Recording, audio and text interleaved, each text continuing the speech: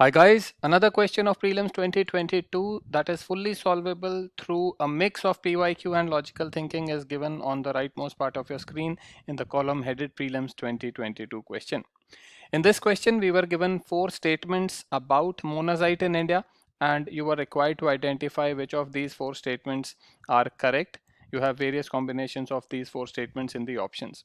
Now guys, whenever you have this kind of question, when you have statements and multiple combinations of those statements are given, it is quicker to identify the incorrect statements because it's a higher chance of getting the options eliminated. If you go for identifying the correct statements, the chance of elimination is less. But if you go for identifying the incorrect statements, you can more quickly, in many cases, arrive at the answer. Similar is the case in this question, and therefore I'm not going to read all the 4 statements, just the statement which is going to directly help us arrive at the answer we will go through.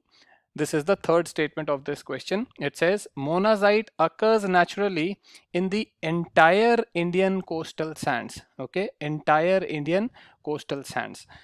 Now, this is such an important statement. Monazite is such an important resource.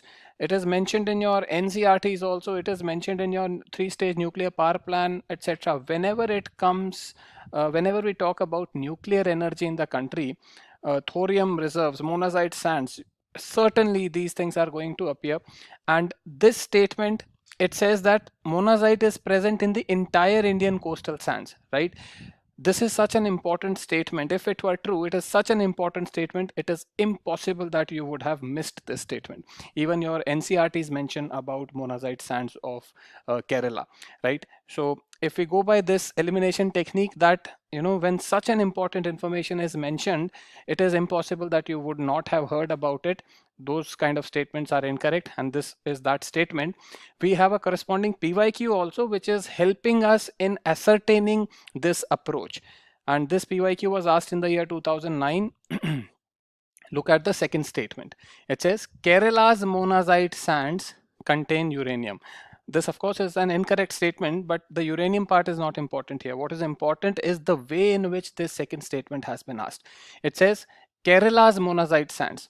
It is not saying India's monazite sands, or if the third statement of 2022 question were correct, that the entire Indian coastal sands contain monazite, then so many different ways are there in which this thing could have been asked. It could be asked, UPSC could ask a comparative question. Kerala's monazite sands contain X mineral and some other state sands contain Y mineral, or some other kind of comparison, some properties of those minerals, etc. Many things are there. It could just ask you to list the states in which monazite sands contain certain minerals. Many other combinations are possible, but till date nothing has been asked other than Kerala, right? So this PYQ is helping us, is showing us the direction that when it is so specifically mentioning Kerala's monazite sands, it seems highly likely that no other state of India has got these sands.